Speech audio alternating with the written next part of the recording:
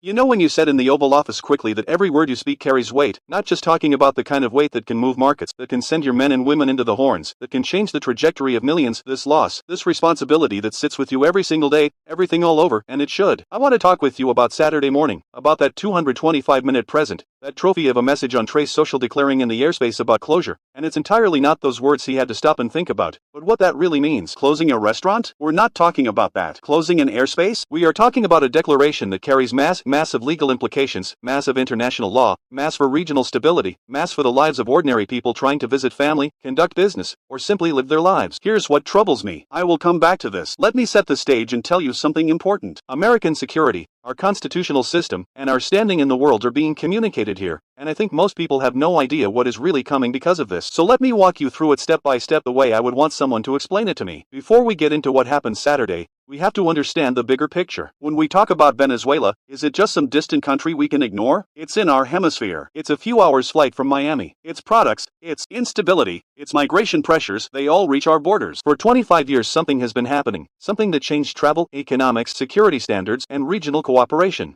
Now I want to make it clear with a model. Venezuela has descended into authoritarianism. We're talking about a country where people are fleeing by the millions because they cannot find food, medicine, or basic safety. Democratic constitutional leaders get arrested for speaking their minds. It's a humanitarian catastrophe. Let me be clear about something. There are real problems here that America has to address. Drug trafficking coming out of Venezuela has contributed to the opioid crisis killing Americans in every community across the country. Human trafficking networks have exploited vulnerable people and show absolutely no respect for human rights or democratic norms. These are genuine concerns. And when I was president, we dealt with these challenges in a careful and lawful way by working with our neighbors, not dictating to them. We worked with Colombia, Brazil, Mexico, the Organization of American States. We supported civil society, promoted democracy, and used multilateral operations because America alone, without partners and without a clear legal framework, risks making things worse, not better. So let me walk through exactly what happened Saturday morning in this so-called social media announcement telling airlines, pilots, drug dealers, and human traffickers to consider the airspace above and surrounding Venezuelan territory to be closed in its entirety. Thank you for your attention to this matter, the message said, as if this were a polite memo instead of a geopolitical declaration. No one reading that message understood the operation. No one understood whether this had been carefully planned, and something went terribly wrong in the decision-making process. Here's where the real problem begins. According to reporting, U.S. officials were unaware of any ongoing military operations to enforce a closure of Venezuelan airspace. That's not a small mistake. That is the difference between using strong diplomatic pressure and accidentally declaring something that could be interpreted as a blockade, an act of war, or authorization for military enforcement that no one approved. A retired Air Force general, David Depschala, someone who actually commanded air operations in 1998 and 1999, said openly, this would require significant resources, coordination, and planning. At the same time, 6 major international airlines had already suspended flights, warning of rapidly worsening security conditions and heightened military activity. Then the administration responded by revoking operating rights for those airlines instead of clarifying the situation. Some flights carrying nearly 14,000 Venezuelans returning home were suddenly trapped in limbo. There was no suspension plan, no coordinated unlock, no humanitarian corridor, just confusion. This is where I need to be completely honest about what concerns me. And it's not about partisan politics. It's about how we govern, how we make decisions, how we handle conflict, how we protect our constitutional system. When I was in office, if we were going to do something this serious, something that could trigger international legal consequences or military misunderstandings, the National Security Council would meet. The Secretary of Defense, State, the Chairman of the Joint Chiefs, the key directors would all sit in the same room. They would wargame scenarios. They would ask hard questions.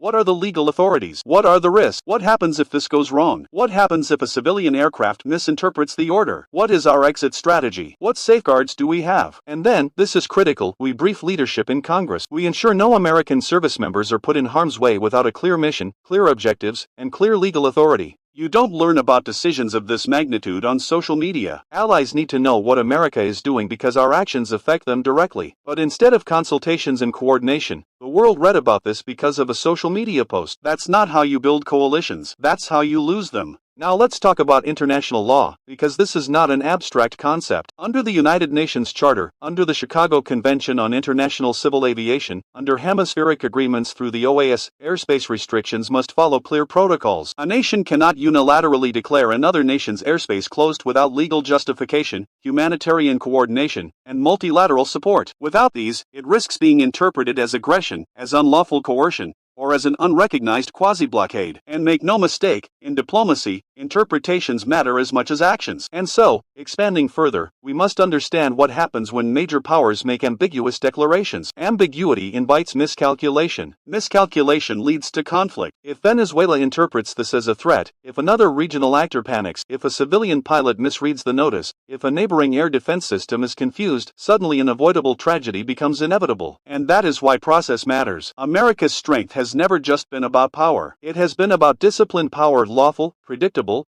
coordinated, transparent. When that discipline erodes, global trust erodes with it. And when trust erodes, adversaries test boundaries, allies hesitate, and ordinary people pay the price. The broader story here, one that many Americans may not yet recognize, is that small moments on social media can trigger massive geopolitical tensions. What feels like a single message can ripple across borders, markets, militaries, and humanitarian systems. There are international carriers confused about their rights. There are regional governments unsure how to respond. There are aid workers whose missions depend on predictable air routes. There are American diplomats caught between messages, trying to explain what cannot be explained. This is the cost of uncertainty. This is why leadership requires clarity. This is why words matter.